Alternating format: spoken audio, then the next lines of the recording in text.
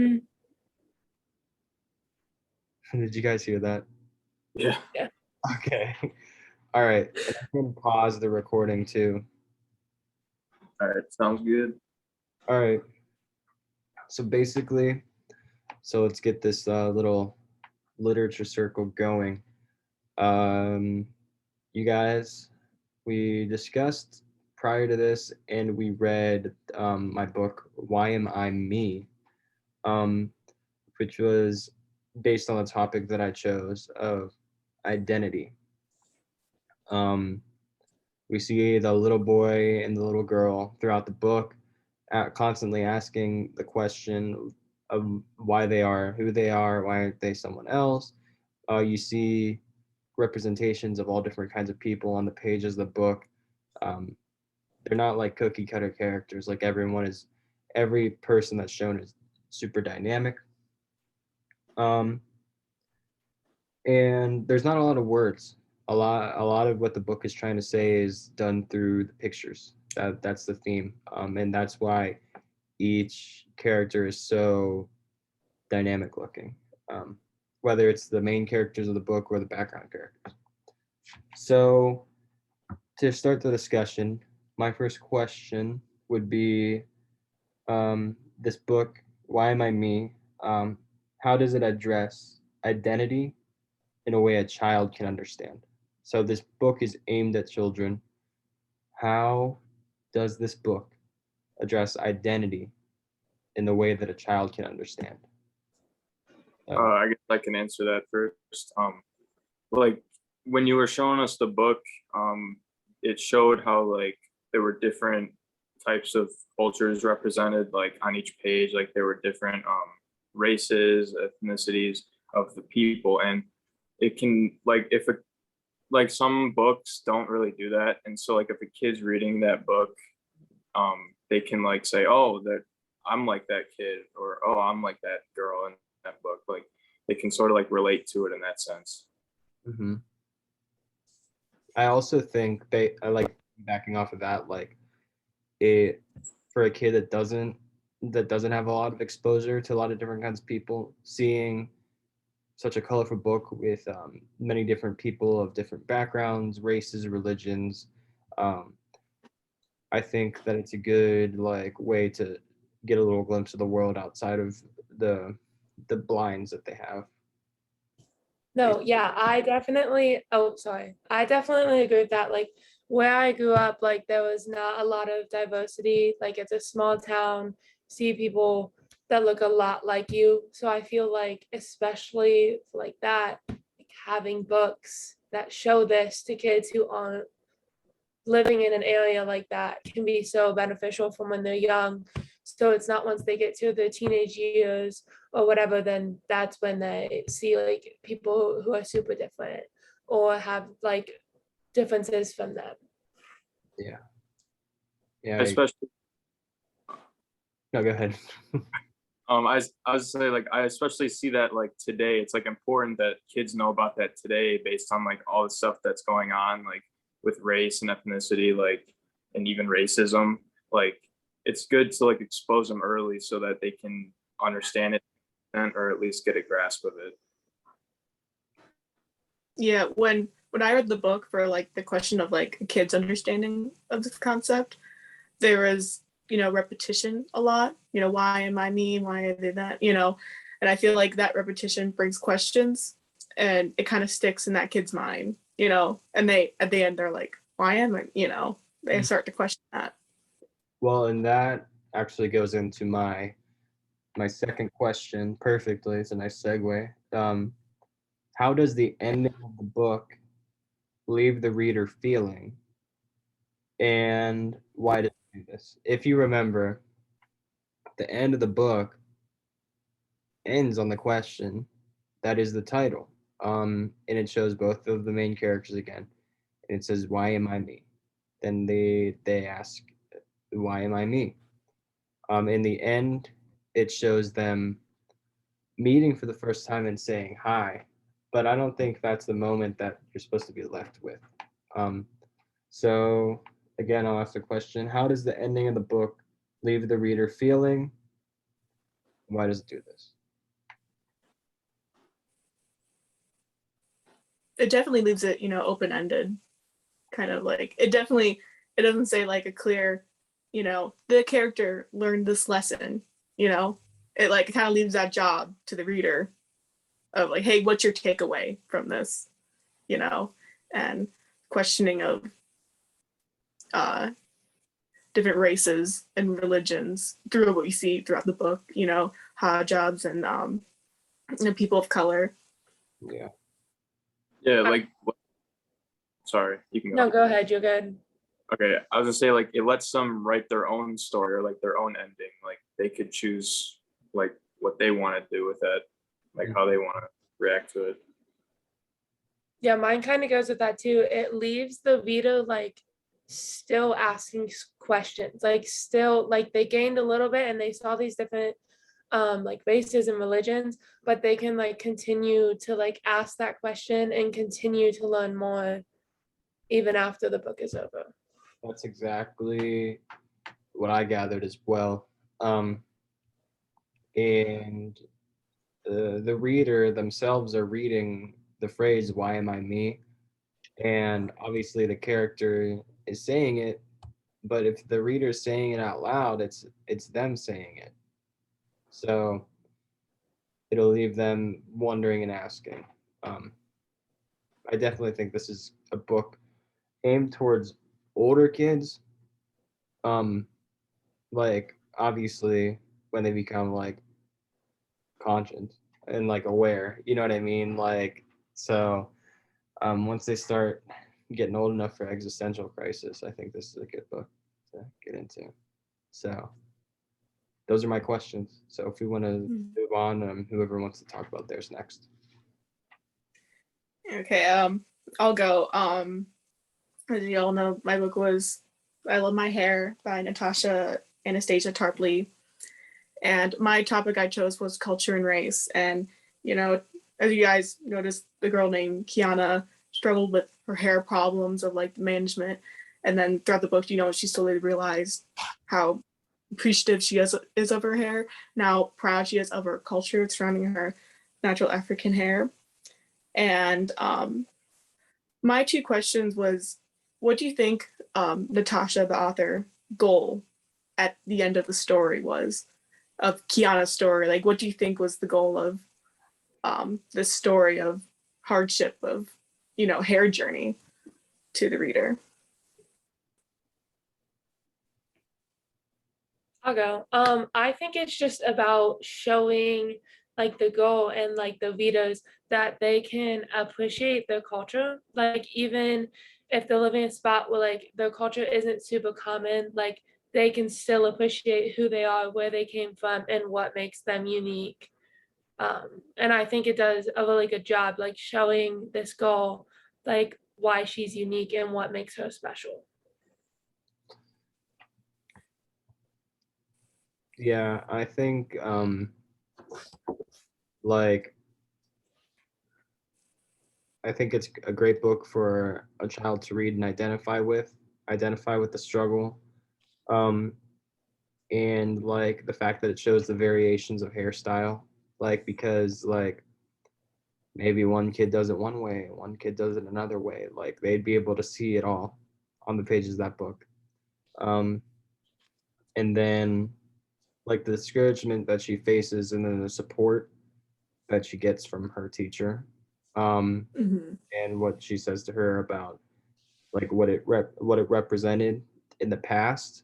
And I mean it carries on to this day. It's not like it's something that's gone out of style as far as standing for what you believe in. So that's my thought. Yeah, and from what you mentioned of that part where she was bullied for her wearing an afro hair to school, I've noticed this. I'm not sure if anyone can add to it, but it felt like, some books like to focus the entire story of a character hates a certain part of them, and then the entire story they hate it, and it's only like the last 10% of the book they accept it, or it's like the final page of so and so finally learns to accept. This book, it was only like 2 pages of the 20, and it was only a small paragraph. They don't even show the scene. It was a small paragraph of she got picked on in school and she went to her teacher, and so like the situation immediately got solved when, you know, she went to someone that she felt comfortable with, who was an adult, and immediately told her she was feeling sad, she was doubting herself, and immediately lifted up her spirits, you know, like you should be proud of how you wear your hair, you know. And I thought that part was interesting, that the entire story wasn't about that bullying moment. It was a lot about her mother's love and her teacher's appreciation, and, you know, people coming together and, you know, just accepting. So any thoughts on that? Or I think it was a good moment. Like, I think it was most of the book was shown from a perspective of understanding, and they had to get that moment in there of someone not being understanding and not like when people don't understand things, they tend to knock it, and it's something that they're not used to. So I think including that is important because it shows like both sides of the situation. and my second question was, well, if you knew, you know, Kiana personally, like what would you say to her? Of like, and to add more to it, say right after she got bullied, say she never met to her teacher, you know, like what would you say to her in that moment? I would probably say like, no matter what like people say about whatever it is, like her hair in that situation, like everybody has traditions in their family, like whether you're like Polish, German, African American, that story, like everybody has traditions they pass down from their grandparents, and like you just have to think like, I'm not gonna stop doing this like tradition that my grandma or grandpa did just because someone doesn't agree with it. Like if that was me, I'm just gonna keep doing it because I know I'm making them proud in the end, and like I know they did the same stuff, so I'll just put myself in their shoes and just keep going with it. I know it's important to keep the tradition. Yeah, I agree. I think I tell like just like stay true to yourself.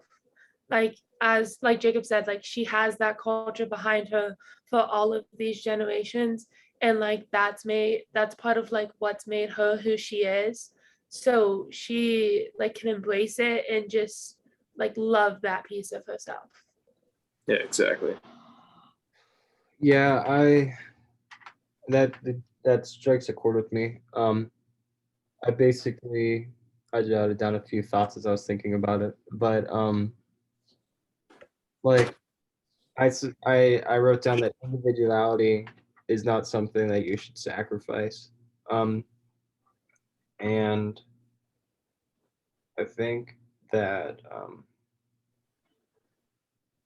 along the lines of what both of you guys said about tradition, that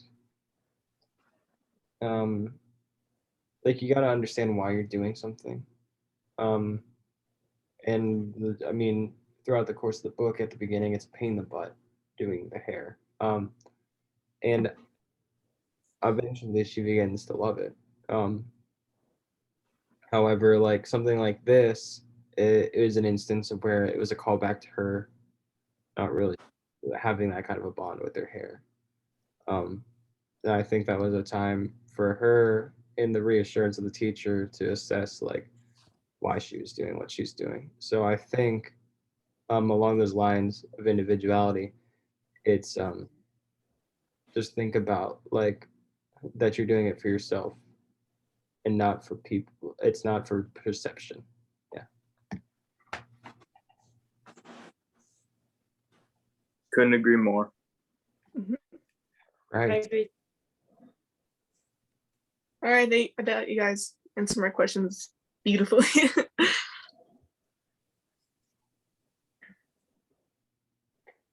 Are we good? All right, I'll go next. Okay. So I did Fly Away Home. And it's a book about adversity.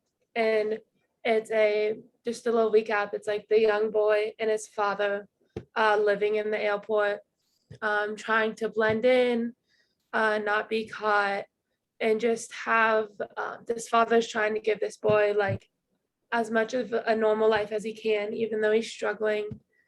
And then the boy sees this boat who's also going and facing this adversity, and he's able to fly home and leave. And it kind of sticks with this boy, like, someday that will be me, someday I'll go home.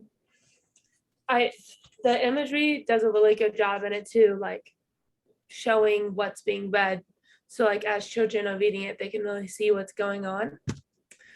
So I'd say for my first question, what key experiences did you have like when you were younger that like this boy might not be able to experience because he has to live in an airport?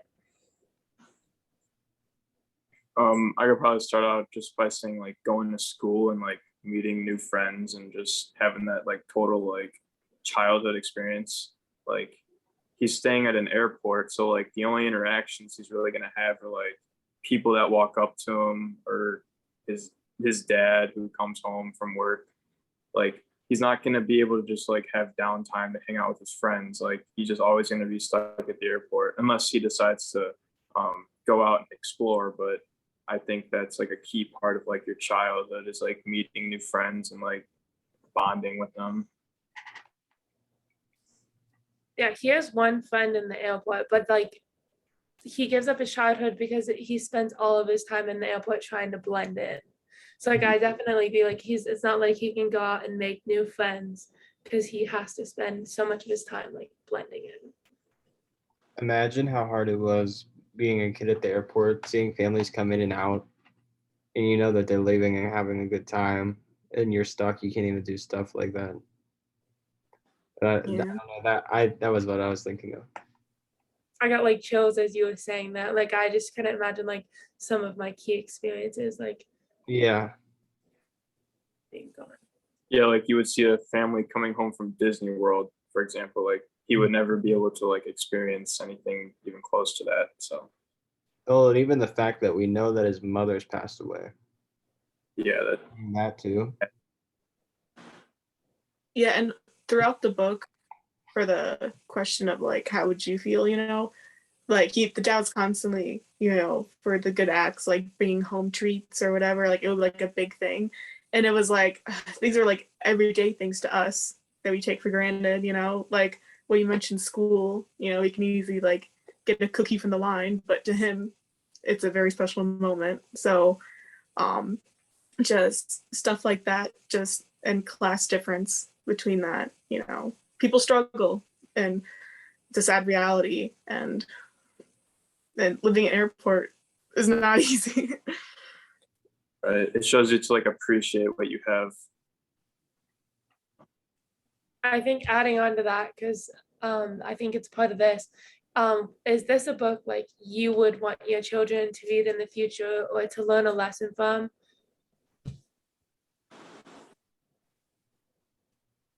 And then Definitely. like why? That's why. Yeah, I would say definitely.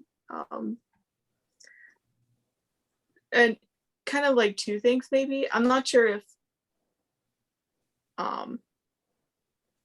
this is a hard question because I want to be able to say it could be inspirational for some, but I don't know if people that can be inspired or like be related can even see this book. That's where the privilege comes in, that we were able to see these things, and people in this situation maybe not. So it can educate on class difference, people that are less fortunate, definitely to younger kids, and maybe not so much as appreciate what you have, but like how can we help these people, like that should be what we're teaching, not just be glad what you have, be grateful for your parent, like that's good too, but also you should be thinking about the people that are less fortunate at the same time. Yeah, I think. Were you gonna talk, Jacob? No, I'm good. Okay. We got a bit of a lag here, but I think that like we discussed how it's like kind of dated, because of security measures and stuff, but like that doesn't mean that like you won't see a homeless person from time to time or something like that. And that's something that kids are going to ask questions about. So I think having something like this that puts it in perspective, and I think it's something like, I was actually reading something today about like teaching your kids emotional intelligence as well as like actual intelligence. It's key. And I think that like people nowadays lack empathy. They like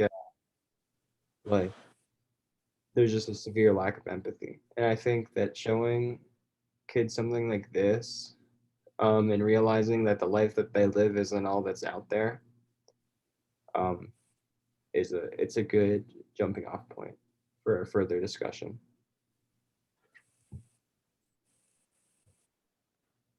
Yeah, I agree with both of those, like showing these kids, like creating these discussions. And then as Grace said, like also not creating that divide. Like that's them, that's us, like showing them that these issues are like occur, but like not being like they're over there, like they're less fortunate, and then we're over here, like also stemming, like building that bridge, helping that divide.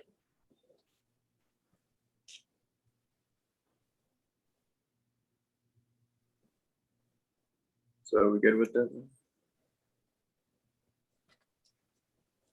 Okay, so the story I read falls under the category of disabilities. The title is My Brother Sammy is Special, and in the front cover of the book, it explains how the main character Sammy has autism and how his brother copes and essentially like learns to um, deal with it. I guess you could say not deal with it, but like learn to live with it. And so throughout the story, the older brother sees Sammy do different things than what normally kids would do, like play in the sand. The older brother builds sandcastles, plays with trucks in it. But when he sees Sammy play in the sand, all he does is just, you know, just run the sand through his fingers. He doesn't build anything. Another part in the book that's like that is when the older brother's building a tower out of blocks, and then he shows his mother, and then Sammy walks by and smashes it down, and the mom has to explain that Sammy does things differently. You know, he doesn't understand like what the purpose of certain stuff is. The story doesn't explicitly say that he has autism, but it just keeps referring to him as being special. So to the reader, they can interpret that however they want. It doesn't like specifically like mean, oh, he's got like special needs, but like it more or less just means like he's different. And like in the end, the older brother learns that um, everybody's different in some sort of way, and that you kind of just have to take them for who they are and like accept the fact that they're going to do things differently and just learn to live with it and love them the way they are. So the first question I raise from that is, why is showing a kid with differences or disabilities important for kids at a young age? I'll start it. I would say it's super important because kids are naturally curious, like they naturally want to ask questions and learn more. So if you're showing this to them at a younger age and they're able to ask questions and they're able to see these differences and what it means, and you're teaching them from early on that it's okay to have these differences. Like if they're gonna ask the questions, it's a great teaching tool to show them what it means, so they'll have that knowledge as they move on in life. Yeah, like I think it's important, especially for like younger kids, because like kindergartners, preschoolers, like they might not, like they see someone playing with toys, they might like judge them for that. So I think there just has to be like a book like this to sort of explain that type of thing. So I can agree with that. I think that this goes along the lines of like the last book kind of too. Like understanding a different circumstance and learning empathy. I also had the thought that how handy this would be. It'd be a good book for, say, a sibling that does have a sibling who's differently abled, or I think it'd be a nice to see that in writing, you know. Like, this doesn't really come close to having a sibling with autism. However, I have a cousin who is a pretty severely autistic, and he's the same age as me, so we grew up together. And but like I don't ever remember like I don't really ever remember not understanding why he was the way that he was. It was just kind of how he was. But I do remember like getting kind of like frustrated when like I'd want to play or something, and he'd want to be in his room by himself and do puzzles. Like, you know what I mean? So I think like having that on paper uh, is it's nice for like to gain that understanding. Yeah, and like based on what you said, like there's other people that have this same like situation, so it could basically, you know, reassure them or inform them like it's okay that they're doing this. So you like And that's it's just okay to like to not understand it as a sibling. You know what I mean? Like it's like it is different. And it's okay that you don't understand it, but it is the way it is. And yeah.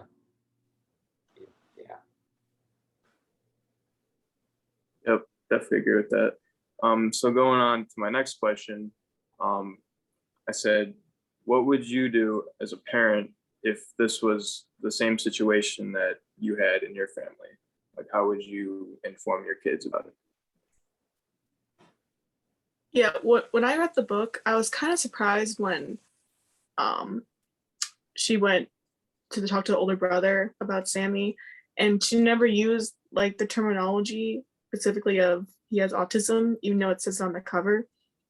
So if I was the mother of, you know, of these boys, I would sit down and explain like autism as a whole, how it's on a spectrum, and how he's likely going to have these certain issues of like, you know, sensory stuff, and what you mentioned, and like in the reading of the sand, and like in other issues. So I would explain autism as a whole, and then how that relates to Sammy, and how we can adapt that, and how we can learn, you know, and how this is how we're going to have to live our life, you know.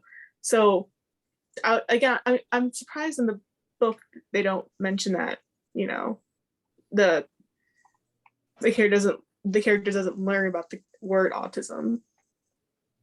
Yeah, and I guess like I can say like I'm not like disagreeing or anything, but like I could probably say like they don't really mean for it to just be closed off to just autism. Like you could like it could fall under any like under any other like disability or like difference. Like it doesn't just have to be like just autism or whatever. So I think that could have something to do with it, but I definitely still agree with you. Like if it was just meant to be for autism, then I think they should mention it at least.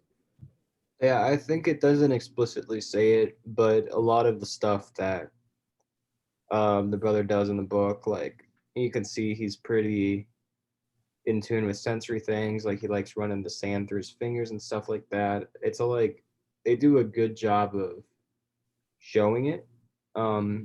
And then the fact that it is kind of in the beginning, like as the foreword for the book for the parents or whoever is going to be engaging in it with their child. But I do agree, but I also agree with Jacob, whereas like keeping it vague and showing like you're honest with the fact of what it is, but at the same time leaving it open. So also we have 8 minutes and before we lose the Zoom session. So I have one last little point to make about this. Now, I agree with both sides of that, like keeping it open, but also using it like he has autism. But my other thing is, I think just like showing the other brother that having fun, like them both having fun next to each other can look different. Like they can both be having the time of their life, but the older brother might be building a sandcastle and the younger brother is like running his fingers through the sand. Like it doesn't always have to look the same to both of them. I agree. Yep. Anything else, Jacob? No, I think that would be all. Well, I appreciate the discussion that we had based off of all those books. I feel like we had a pretty in-depth discussion, seeing as how we had a 40-minute window to do it, and we're leaving with minutes to spare. Which, yeah, so I enjoyed reading the books, and I enjoyed talking about them. Anyone have anything else to say? I think it's good to have discussions like these about topics. I think really like digging into them is really good, especially if we're going to be teachers or even like as if we're going to be parents, like just being able to choose books to show your children. How about how much we talked about these books based off of 2 questions that we had prepared and the fact that they're children's books, and we generated this much discussion off them? That goes to say that literature such as this is meant for everyone, not just children. Definitely. Definitely. All right. Well, I'm gonna hit the stop button now.